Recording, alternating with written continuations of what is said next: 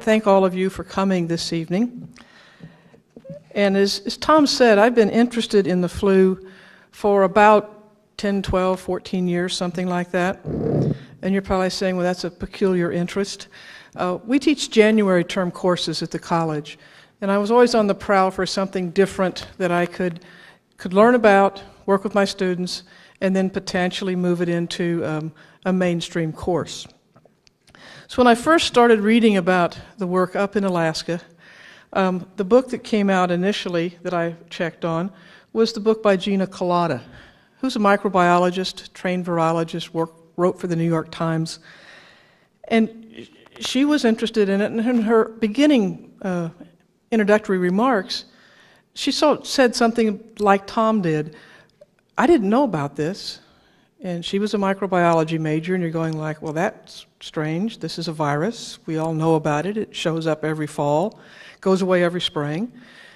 And she started talking to her parents and had stories, again, like Tom's. This happened in our family. Well, why didn't anybody tell me about it? And she wrote this book about the unpacking of the 1918 flu from samples that they had in Washington, D.C. at the pathology lab, and then also the samples from Alaska.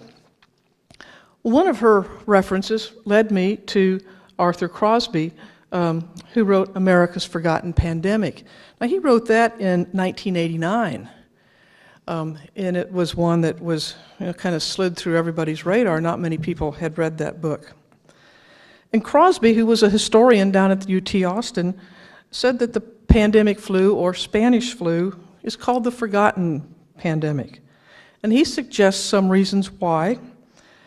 He said that this in 9 months killed about 675,000 Americans, best estimate.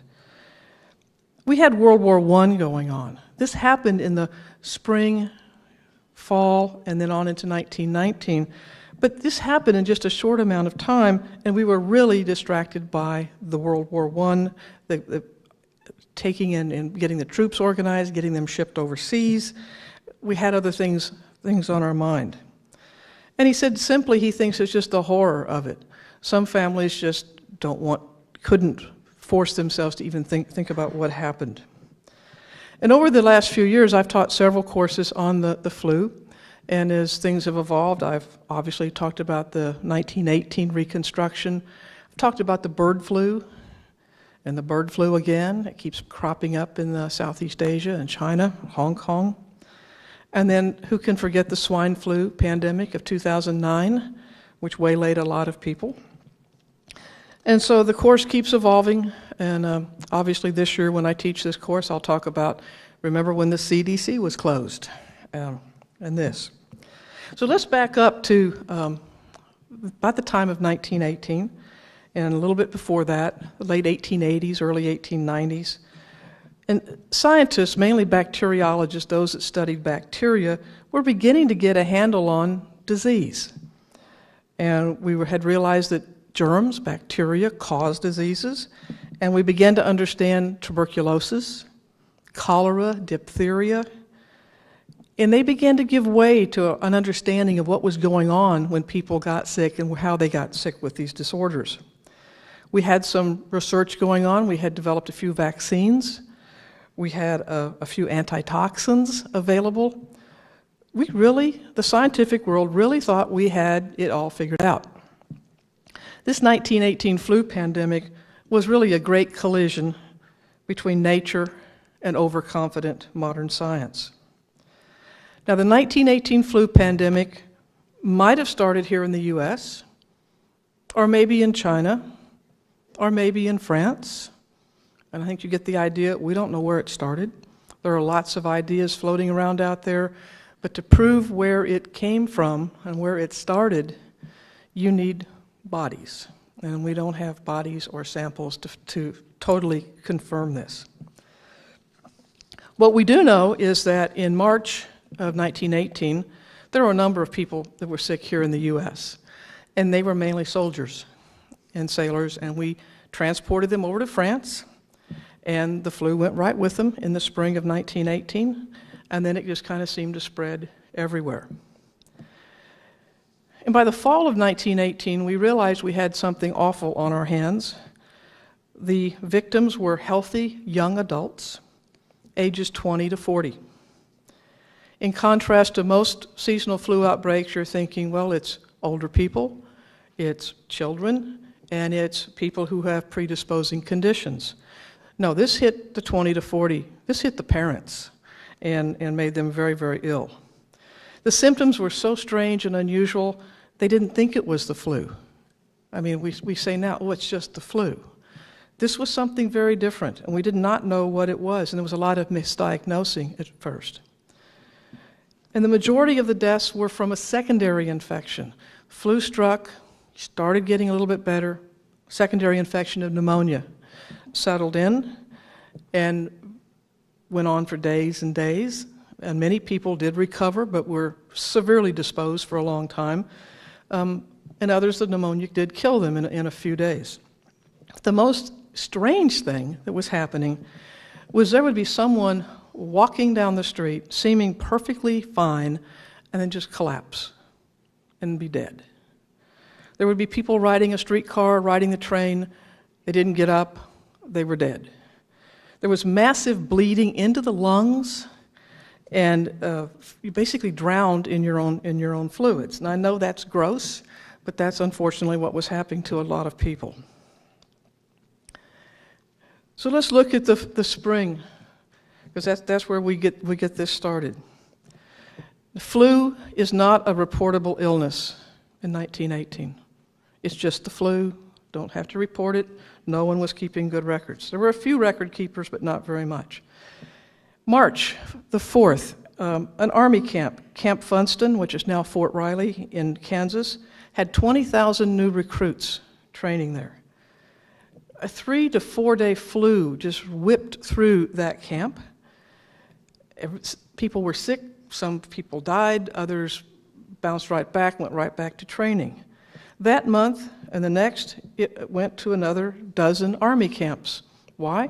Those guys at Fort Riley were just moved out on the trains and shipped all over the U.S., and the flu went with them. The Army at this point expected that there would be colds and flus and outbreaks of measles and chickenpox and all sorts of things when you get a group of people together. And some people have had these disorders and some hadn't. And they didn't look at it very strangely at this point. The Ford Motor Company in Detroit, Michigan, noticed that in the spring there was also something going on up there. 3 to 4 days, their employees were out, sick with the flu, but they seemed to bounce back in production, got back in underway. There was also prisons that kept good records in California, and some of their people were getting sick with the 3 to 4 day flu. Well, the U.S. troops moved the flu across the ocean with them and infected the U.K. as well as the continent. The Allies of World War I began to call this the Spanish flu, not because it started in Spain, but because Spanish press was the only one still printing the news. Everybody else was censored. And so it became the Spanish flu. And then at times over in France, they said, well, Spain started it. Spain said the French started it. Somebody said the Brits started it. Everybody was trying to blame someone else for starting this particular flu. The flu was very widespread. It actually slowed the war down during the spring of World War I, but it was still considered a minor illness. As summer came in, we got into June, July, the number of flu cases dropped precipitously. Everybody thought, well, whatever that was, it's gone, and we can get back to killing each other here in the war. And that's what they started to do. Something really strange, though, happened the end of August, early September of 1918. The flu showed up in 3 locales almost at the same time.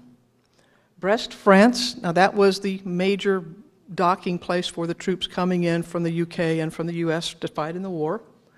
Freetown, Sierra Leone in Africa, and Boston, Massachusetts.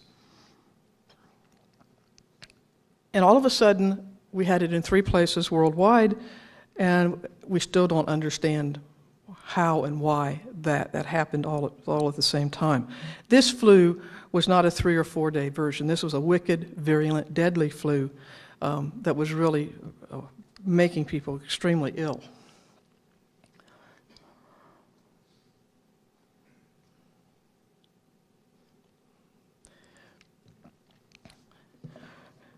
Now, there are some estimates of the number of people killed by the Spanish flu at maybe 20 million. When those have been investigated, we realize that we were not counting whole continents like Africa, South America, weren't counting countries like India, and our numbers keep creeping up. Maybe 50 million people died during this time period. I've seen other estimates as high as 100 million. It's higher than what was the number of people killed during World War I. We had an extremely high infection rate. Quarter to 50% of the population were sick and had severe symptoms. Now, we're in 1918. There's no Tamiflu. There are no antibiotics to treat the bacterial pneumonia infections. You lived or died on whether you could respond to this particular infection. And so if your immune system could handle it, you had a chance to survive. If it couldn't, you didn't. We killed maybe about 2.5% of the population at this point in time. To compare this, seasonal flu, maybe 1/10 of 1% of the people pass from this kind of illness, so it was much higher. As the flu began spreading from Boston, it went on the railroad train. As soon as people got on the trains, started moving it, went down the East Coast, then it started coming to the Midwest. People were so sick that whole towns were incapacitated. You didn't have the people there to do the normal tasks that you needed to have done. Well, I live in Sherman, just up the road on 75 in North Texas. So I started thinking about my flu course. I obviously was reading books, but I was also interested in what happened in Sherman. And the thing you do is you go to the newspapers. I went and found the Sherman Daily Democrat from the fall of 1918 to begin to understand when it struck Sherman, what was going on in the town, and such. Well, obituaries was where I kind of started. They were placed in a variety of places in the paper. It was very interesting. Page 1, if you were a prominent member of the Sherman Society, or a policeman or a fireman. There was another section called necrological. There was another section called pavement paragraphs. And then anywhere they needed to stick them, randomly throughout the paper. Never was the undertaking company mentioned. And there are people that didn't have obituaries in the paper at all. Now, the first time I really found anything that started to indicate that things were beginning to happen in Texas was September 25th. This was the Spanish influenza hits Dallas. There was a quarantine at the Houston shipyard, and indicating that there was a number of cases, 10,000 cases in Boston at Camp Devens. The health officer in Dallas, A.W. Carnes, said that all persons should take every precaution against spreading the infection. If you are aching, sneezing, and coughing, you need to stay away from people. You don't need to go to work. You don't need to go to public buildings. You need to stay home. The same thing that they say now, obviously. Well, in late September, there were a lot of things going on in Sherman, and it brought lots and lots of people together. School started, like it did everywhere else. Beginning of classes for college students at Austin College and North Texas Female College. We had a number of musical programs in town, and we had a 2-week religious revival every night for 2 weeks. On September 29th, over 1,000 people attended the opening of the 4th Liberty Loan Campaign at the Sherman Opera House. According to the paper, we had a 3-hour program. The attendees got to listen to a unique and very patriotic service. 4th Liberty Loan Drive was a big deal. These were all happening the end of September. The government needed money to finance the war, and this is the way they were raising the money. So to continue our Liberty Loan, a few days later, on Thursday, October Third, the Liberty Loan train arrived in Sherman. They estimate 3,000 to 4,000 people, including all the Sherman school children, met the train. There were 4 wounded French and American soldiers on the train, and there were war relics, and we're trying to bring home, we need to raise money for this war. So we really had 2 things going on at the same time, and it was like we couldn't do both. We had a war, we had to finance, we had to send the soldiers and sailors to the front. We had this flu thing beginning to start, but most of the doctors and nurses were at the front. And so the people that were left in these towns were older physicians, young physicians, few nurses, maybe just people that want to help, and you had these 2 things going on at the same time. And it was a very difficult set of things to juggle.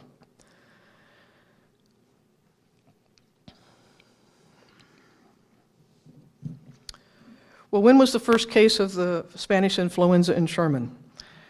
I found obituary for October 5th, a young man named Jay Center. He was 26 years old, and his death was listed pneumonia, which developed from the Spanish influenza. He was the chief clerk for the Frisco railway shops there in Sherman.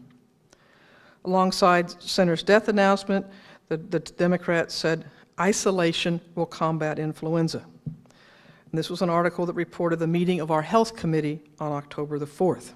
Now remember, this is just right after the train came in with the war relics, the soldiers, 3,000 to 4,000 people gathering. However, when you start looking at the paper, you begin to pick up clues that something is going on before Mr. Center's death. I found, for instance, a Dr. Carl Edward Sluman. He's 49. He's a traveling medical supply salesman. He died September 19th after a short illness. He had just gotten home from Chicago. He rode the train from Chicago to Sherman, got home, and died. Louise Bradley, 29, a bookkeeper for a hardware company in Sherman, died on September 28th after a short illness. 2 young people, Willie Moore, just 17, who worked at a cotton mill, died of pneumonia. And Inez Howdy-Shell, 20, a young married lady who was sick but a short time, died of pneumonia on October 3rd. I think the code word that I was picking up here was short time. I mean, they had, obviously other people were dying during this time, but very few said, just sick a short time. I think all this recent togetherness for the Liberty Loan Drive and the revival contributed to the explosion of the Spanish flu in Sherman. By Monday, October 7th, just a few days after the train had been there, a called meeting of the City Board of Health, the City School Board, the city commissioners, the pastors, the business leaders, heard several Sherman physicians state, "We're overwhelmed. We have at least 1,000 cases of flu in Sherman, and it's spreading like wildfire." It was an alarming situation that had developed just in the last 48 hours. It was decided all the public gathering places, schools, colleges, theaters, churches, taverns, pool hall, movie houses, anything you can think of where people gather, were closed immediately for an indefinite period of time. Students at Austin College and the North Texas Female College were quarantined in place. Physicians told the group there were no preventative drugs. If you're ill, stay away from others. Then they stated something that was very common back in the fall of 1918. The disease is not regarded as dangerous if taken in hand at the first stages. But if you neglect this, especially if you're in poor health, pneumonia is likely to develop. That's an enormous misrepresentation of what was going to happen here in the next few months. How was Sherman, a town of just about 21,000, going to handle this? I looked at the Sherman City Directory and found that we had 30 physicians. 28 were white, while 2 were colored. The colored physicians were both allopathic physicians. Of the 28 white physicians, 23 were allopaths, 2 were osteopaths, 2 were chiropractors, and 1 was a homeopath. We had drugstores in Sherman, the Craycroft Stinson Drug Company, Mitchell and McDonald, Gibbs, Glasscock, Keith's Drugstore, C.R. Knoll, H.L. Sheehy, and Turley's Drugstore. Goodson's Drugstore was the only colored-owned and operated drugstore in town, and patent medicines were available at several of the drugstores as well. The city directory of 1918 says we had 4 undertakers. Dannel and Haynes and Scott were downtown on the square, and they handled the white folks, and the colored folks were handled by the N.S. Everett and Daniel Childs Funeral Homes there in Sherman. Well, since I know Mrs. Pat Dannel, who is the owner and operator of Dannel Funeral Home, this funeral home was started in 1908 in Sherman. It's still in business. I went and talked to her, and I said, "Can you help me?" And she went and dug out ledger books from 1917 to 1919 and said, "Let's see what we can find." So ledger books 4, 5, and 6 of the Dannel Funeral Home records were part of my research. Each page contained details of the deceased, including the cause of death, place and time of death. They had a really good secretarial team there. They cut out the obituaries out of the paper, and each obituary was pasted right there on the record that they had. Haynes and Scott was a competitor in 1918, but they bought them out in 1928, so I had their book, which was called 5 1/2, and they did the same type of pretty good record keeping, except no one bothered to cut out the obituaries, except the obituaries were in the paper, so I could validate what we were seeing.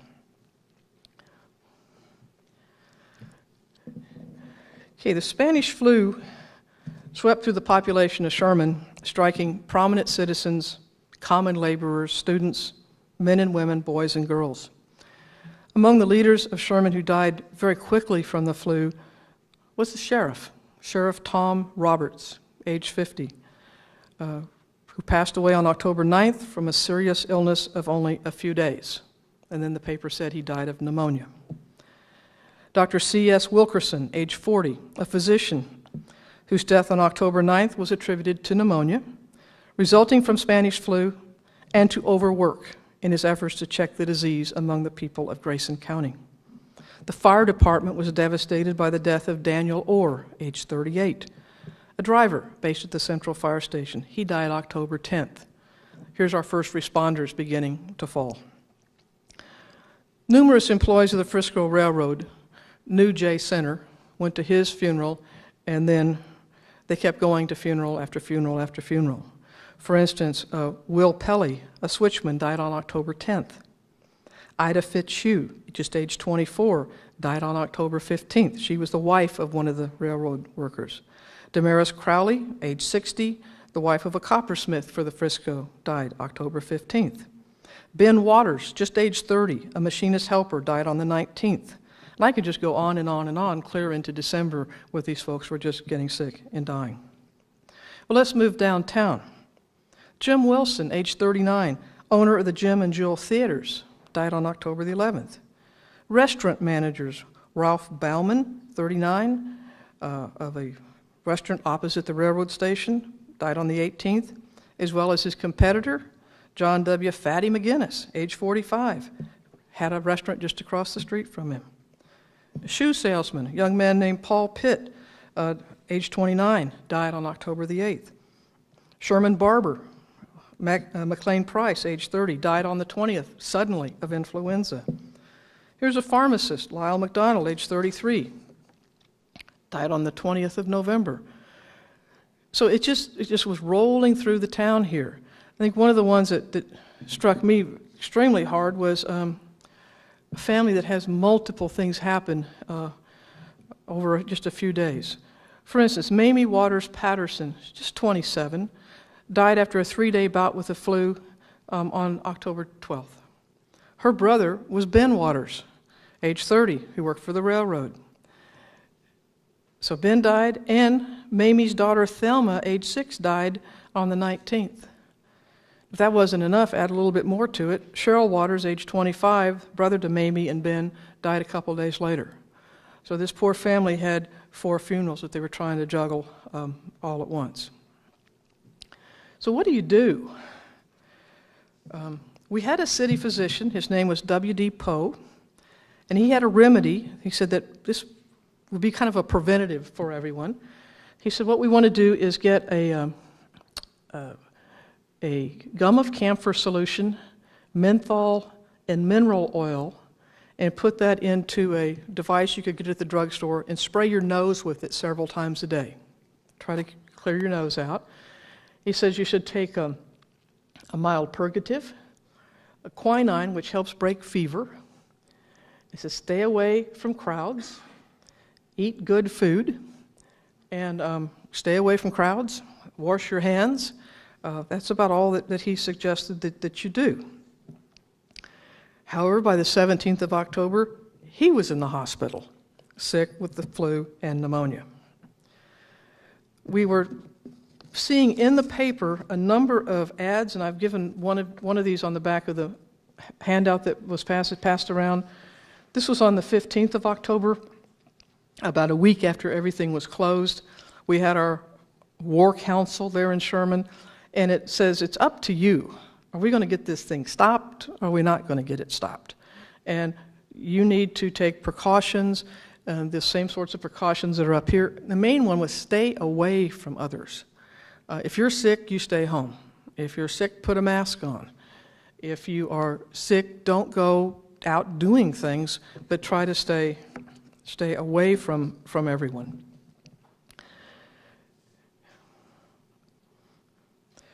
The Daily Democrat also carried a number of columns, which are kind of interesting. They look like a news article, and once you read through all of it, it ended up being an advertisement, maybe 2 columns long, maybe the whole length of the paper. And one of them was calotabs. This was a refined and purified form of calomel. Now, calomel, many of you are going like, that's not very good. That's mercury-based. But it was refined. It was not as dangerous as taking calomel was in the previous century. Another very interesting ad was for Vicks Vapor Rub, which contains menthol, camphor, eucalyptus, thyme, among other ingredients. And this 1918 flu helped the Vicks Vapor Rub sales go from $900,000 in 1917 to nearly $3 million in 1918. And it's the same Vicks recipe that's available today. Another one that was a long column was Tanlac. It's a tonic and system purifier, and they said an ounce of prevention's worth a pound of cure. If you're run down, the flu's going to strike you. So take this tonic. It's only 16% alcohol. And I'm sure one felt much better after that. One of the drugstores, the Sheehy drugstore, ran this ad, and I put part of it here on the slide, and we'll talk through this. It says, best for you not to be alarmed during the prevalence of influenza and grip. The grip is what we many times called this in Europe. There are a variety of preventative measures, which I will go through in a minute. And then at the bottom of the ad it says, should a member of your family become sick, the doctor will know what to do. Our store force is very busy, but we will fill all orders with as much promptitude as possible.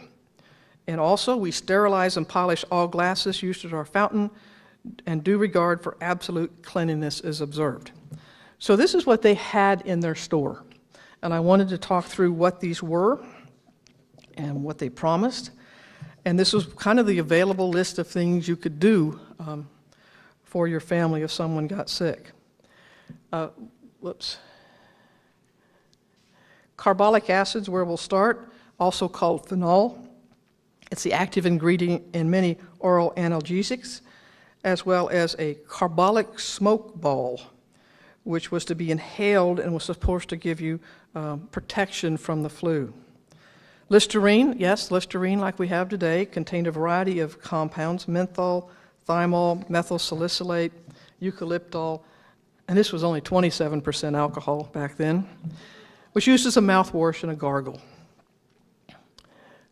Glycothermaline was developed in the 1890s as a treatment for oral hygiene, healing nasal cavities and reducing throat irritation. It contained eucalyptol, menthol, thymol, and pine oil in a basic solution. Atomizers, or what Dr. Poe suggested to put the brew that he said might help in, spray your nose with.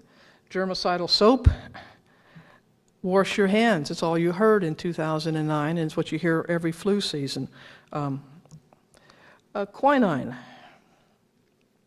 It's a little ad here. Quinine was used to reduce fever, relieve pain. It's also used to treat malaria. And they cut it with chocolate so it tasted a little bit better and it wasn't so bitter when you took it. Okay, cream of tartar. Let me see, I want to get to the anti-grip tablets. We'll get over here.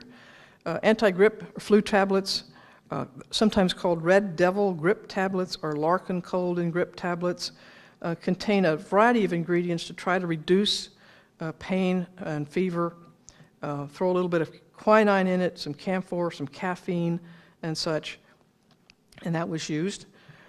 White pine cough syrup, it's about 4% alcohol and 4% chloroform. It was billed as a good expectorant and should be taken when you have a cough or cold.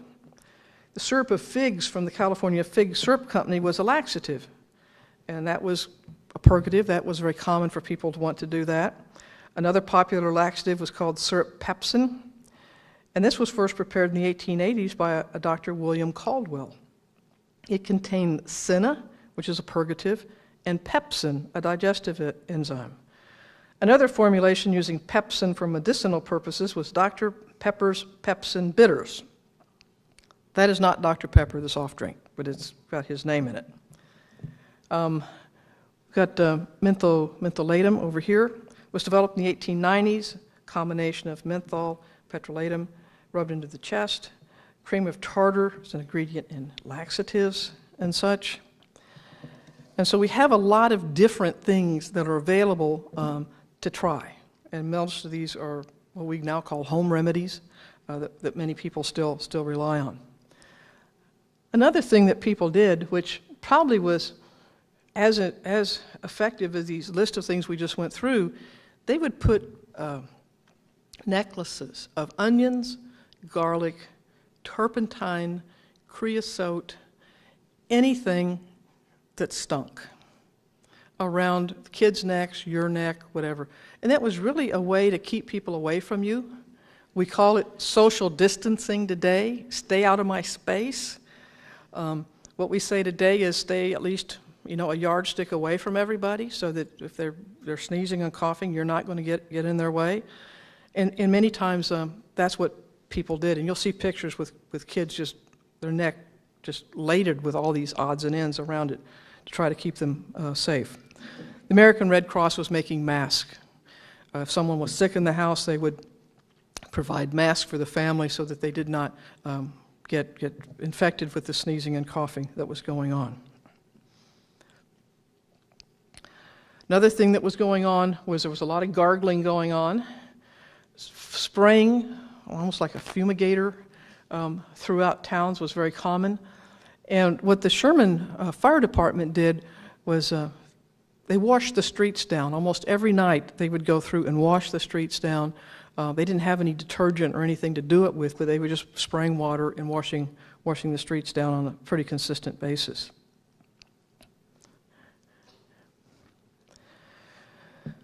Between the 7th of October and the 16th, the 7th is when they closed everything down, and the 16th, the reports of the incidence of Spanish flu were merely anecdotal.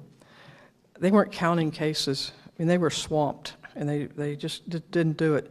The 16th is when they finally got a few reports out, and they figured about 98 new cases of Spanish flu in Sherman during that 24-hour time period, then about 78. So it was beginning to come down. They were, again, encouraging people to please follow the suggestions that have been given. The main one would be to stay away from people if you're sick.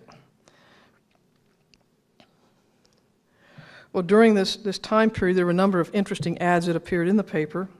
One was from the Glasscock Drug Company that had moved over to paper products, paper cups, paper dishes at the drug fountain. And they want the customers to have a good time there, but they want them to be safe. And then another, this was a grocery store. And they just basically said flat out, all of our guys are sick and we're broke and please pay your bill. And my only suggestion is, how do you pay your bill if you're sick and broke too?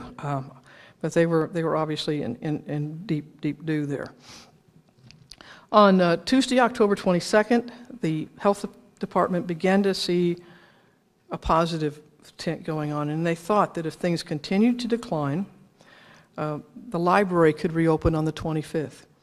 And the library had a notice in the paper saying, bring your books back and we will treat them. We won't just put them back on the shelves, but we'll do something to them to try to kill what was ever the flu germs were. Movies and pool halls will open, as well as the quarantine of the college students would be over on Saturday. You could go to church on the 27th if your church would open. Schools would open on the 28th. And this announcement and this game plan was all put together by Dr. Poe, who had finally gotten well enough to get back into the action here. Also in the paper at this time was a notice from the funeral home, the undertakers, saying, we just don't have enough caskets, and what we are getting in are simple wooden caskets. Please don't ask for anything more because there's nothing out there. The government has asked us to go just to simple, straightforward caskets. Another one of the interesting ads was from Piggly Wiggly. And no Spanish flu at Piggly Wiggly. Flu germs thrive in dirt, therefore they can't live in our store. It's absolutely clean from the front door to the back door. Floors are freshly oiled and a good antiseptic spray used twice a day. It will prove a pleasure for you to visit us, pick out nice clean groceries, just the items you want, no more, no less. A few dollars saved every week buys a Liberty Bond or keeps you paid up on your war savings stamp pledge. Again, they're getting back at we've got to pay for this war. And this is one way to do it, is shop at Piggly. Well, when the quarantine lifted in Sherman on the 26th, all the movie houses opened up. And I wanted to show you what sorts of things were going on here. The gym showcased Velvet Hand, starring Fritzi Brunette. William Duncan and Elizabeth Johnson were in an episode of A Fight for Millions at the Queen. Triple Trouble with Charlie Chaplin, which is over there. And an official U.S. government film were at the Liberty. The King opened with Tom Mix in Mr. Logan, USA. And Harry Carey starred in Three Mounted Men at the Washington. And the notice for one of these, they're on the top of the page, and the notice right below them is, keep away from crowds. And I'm like, talk about an oxymoron. We've just opened in the movies and we're going to be sitting on top of each other, and now that's not really good.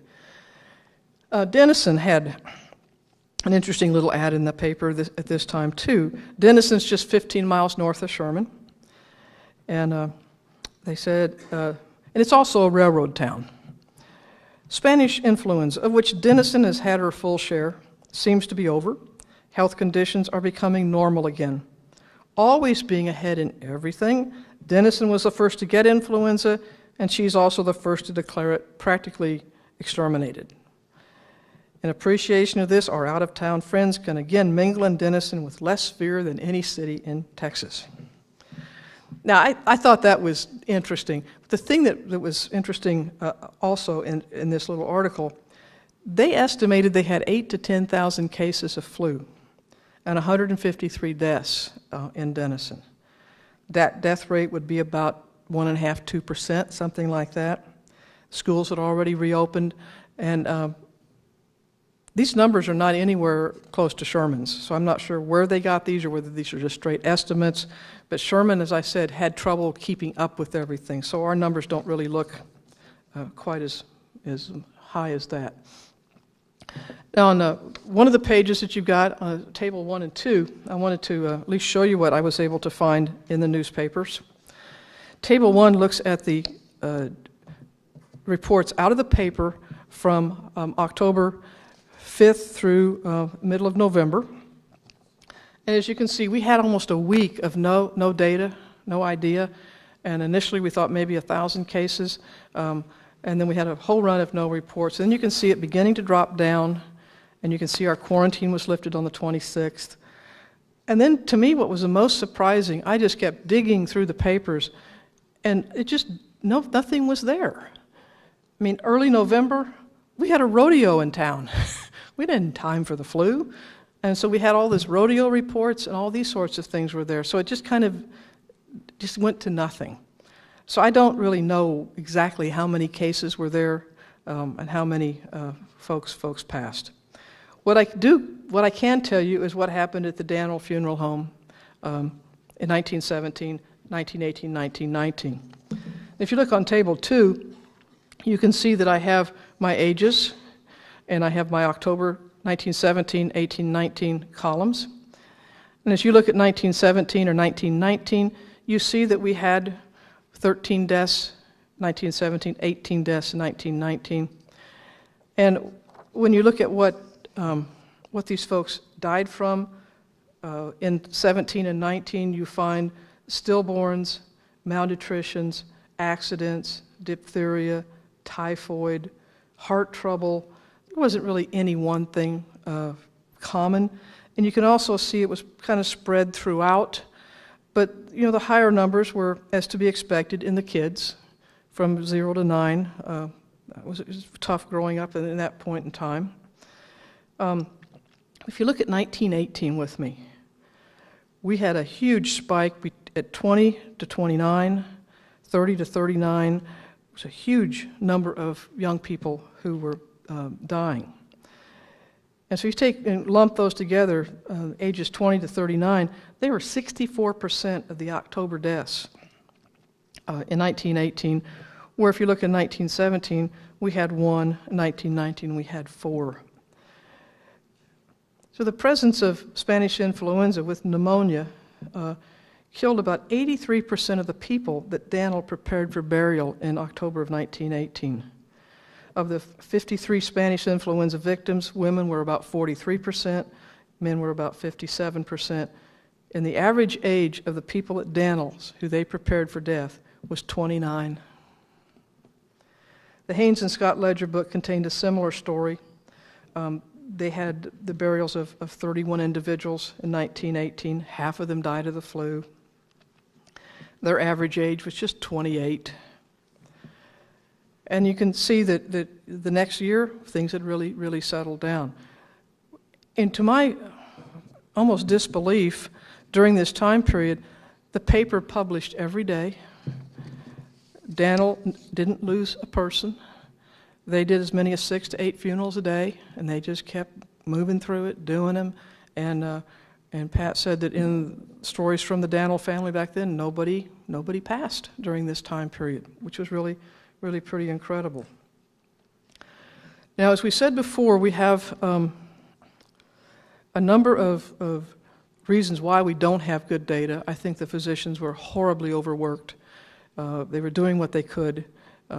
Keeping numbers wasn't part of the game then, and they were just where they weren't required to do it. Not the way we are now. I wanted to show you this curve. This is what we call a U versus a W curve. Here's a U curve, which is 1911 to 1917. This is more of what we call a seasonal curve for flu. This is 1918. You can see the ages down here, numbers here. When you get a W-shaped curve like this, that is indicative of something new, something that most people hadn't been exposed to before, something that is really taking out this age group. Because typically you're finding youngsters and folks that are older, and this is going after the middle group of individuals. If you take and look at the average age of death in 1917 was 51. Average age of death in 1918 was 39. And we go back to 1919, it goes back up to 51. And despite these numbers, a lot of people just were not aware of this. Unless you had something going on in your family, if the family stories were passed down, you may not have been aware of this. When Alfred Crosby started working on his book in 1989, went to the library to start finding articles, he said he could find more about baseball in 1918 than he could the flu in 1918. He said it was just really, really strange.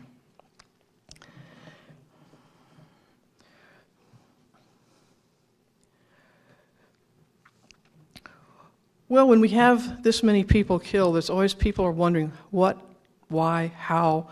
We didn't know what caused the flu until the 1930s. We finally figured out it was a virus. And of course, 1918 flu was 15 years back there, and so there was, just nothing much to work with. And the development over the last century led us to a point where we could work with very, very small pieces of genetic material. And this led a scientist named Taubenberger, who's working at the NIH in Washington, to propose an incredible idea. What if we could find people who had passed from the flu in 1918 in permafrost?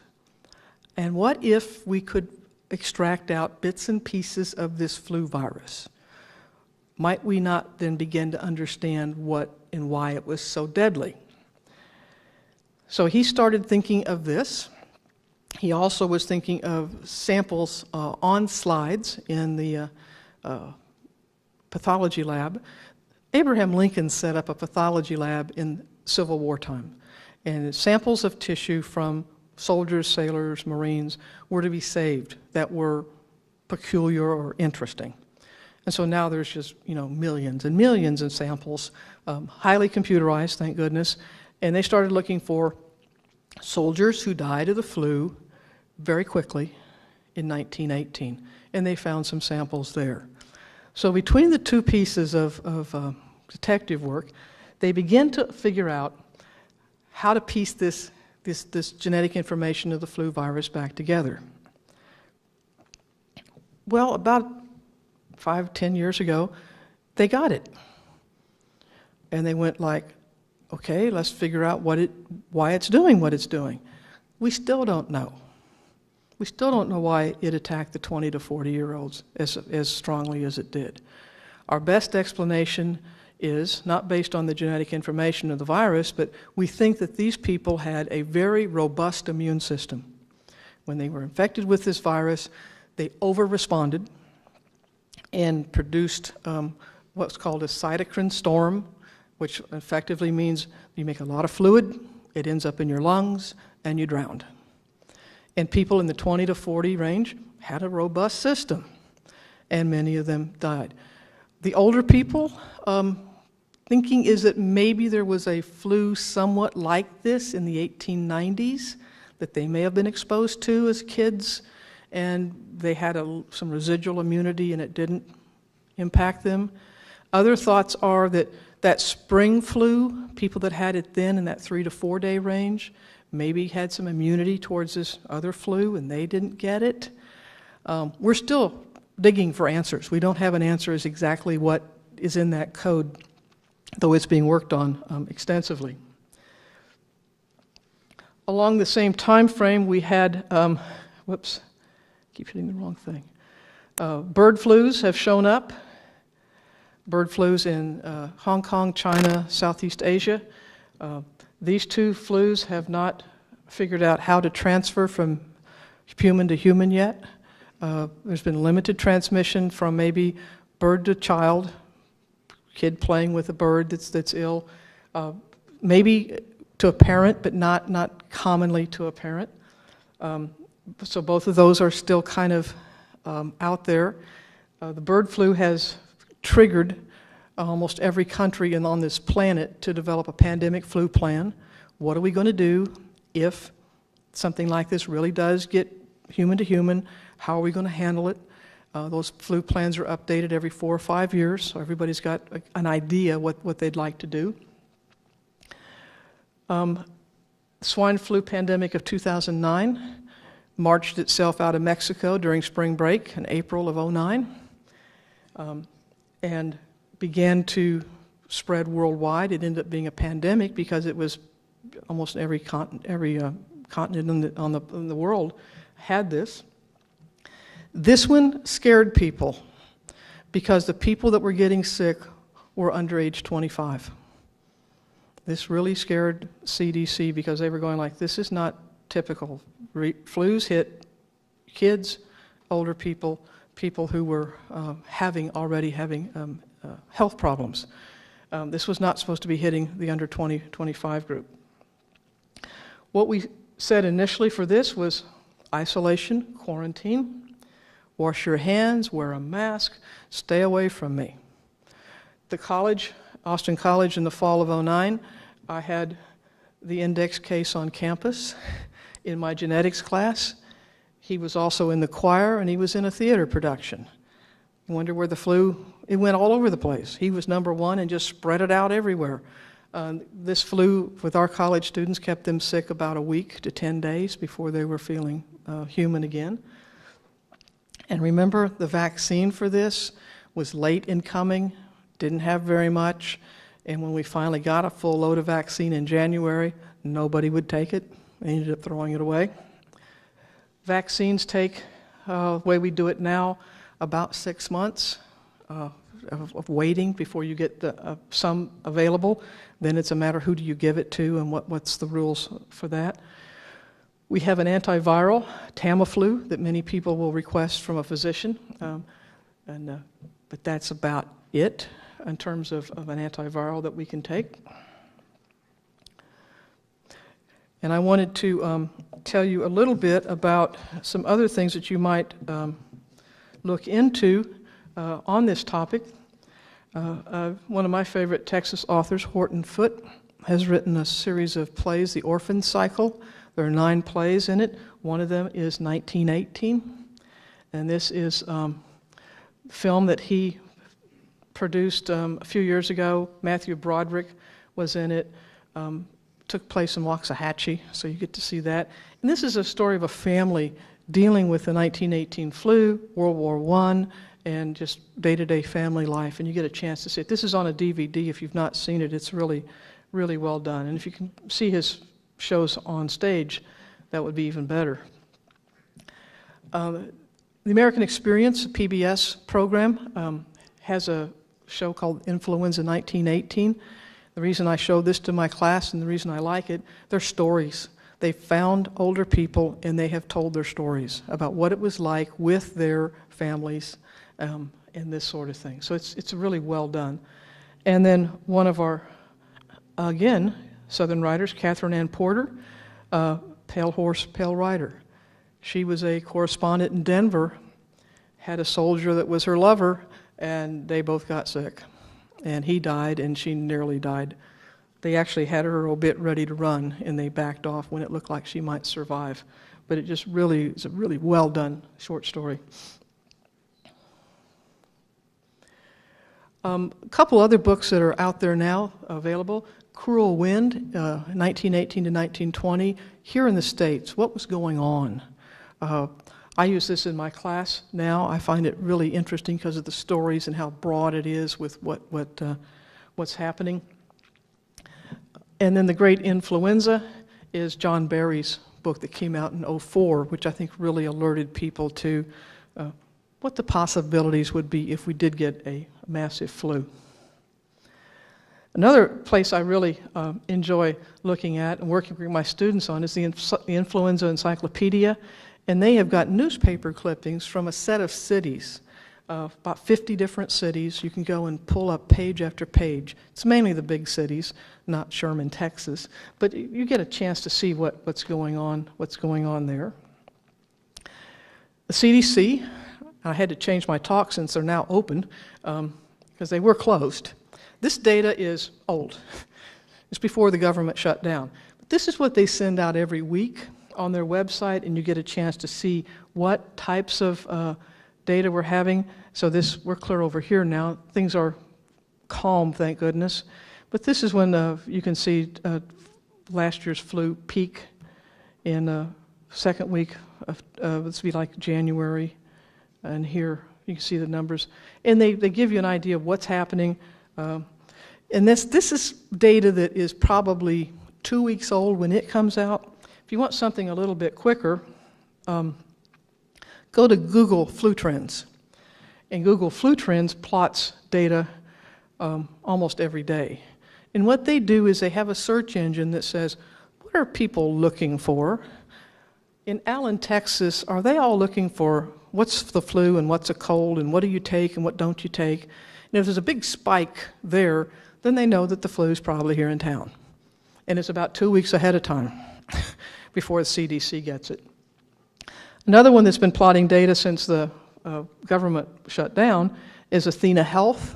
They're looking at what their diagnoses are coming in from their physicians and trying to plot what's happening there. Another way that it's tracked today, which is interesting, they look at satellite imagery of a town. If Allen, Texas, all goes from 20% lit up during the 2 o'clock in the morning to 50% lit up at 2 in the morning, they know people are sick. Something's happened, and they start beginning to figure out what it might be. The WHO, World Health Organization, also plots flu worldwide. The European Union plots flu, so there's a number of sources that you can come up with the flu as well. We got the vaccines are out now. Those have been available since early September. There's a trivalent and a quadvalent vaccine that are available, and what we're looking at here is a type called A, isolated in California, July of 2009. It's an H1N1-like virus. This is the way we talk about them. The H means hemagglutinin, and this is the protein on the virus that latches onto your lung cells and infects you. And the N is a little protein that the virus makes that allows the virus to escape. So it's like a pair of scissors, and it clips it and it can get on out. So they're all tagged by this, H1N1 here. There's another A type, Victoria. This is an H3N2, a little bit different. A little bit different protein on the edge and a little bit way of getting out. Then B is another type of flu, Massachusetts, found in February of 12. And then the other one has another B type virus in it. These are all killed virus. And these are the injectables. And there are a wide variety of types of ones that have been attenuated. You can take little bitty shots, big shots, nose sprays, all sorts of options this year. And I guess my last thing to follow up on is, if you haven't seen Contagion, it's an interesting film. And it's got a pretty good crew of scientific advisors, and it's a story of a sick lady coming back from Hong Kong, not really knowing she's as sick as she is, and potential implications. I use it in my class because we can really compare and contrast this film to what went on in 1918. And the students get an idea of what sorts of things one might expect if something did come out of the Far East that was really deadly. This one I wanted to show you. The flu is not new. It's been around since at least the 1500s. And obviously you're saying, well, how do you know it was the flu? Well, what we know is the set of symptoms people are describing fit the flu. The coughing and the sneezing, this sort of thing. And you can see it's moved around throughout.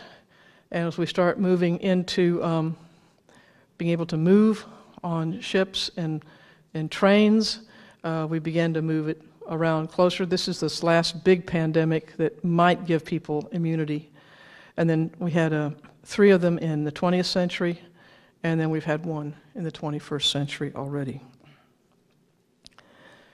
And unfortunately, these pictures are very common coming out of the hospitals in World War I. And one of the things you can see right here very quickly, they got people stacked up close to each other, right next to each other. And it was much later that we decided you really needed some sort of divider, which isn't my much here, but at least they got some room separating them. And since it's baseball time, the World Series was played in September of 1918. My Cubbies played the Boston Red Sox. But you can see we have oranges, we have people playing baseball in masks, and a very big orange with a mask on it there. Well, that is what I have to tell you. I hope you have enjoyed it and have learned some things and are not too totally depressed with all of it. I'll be happy to take questions.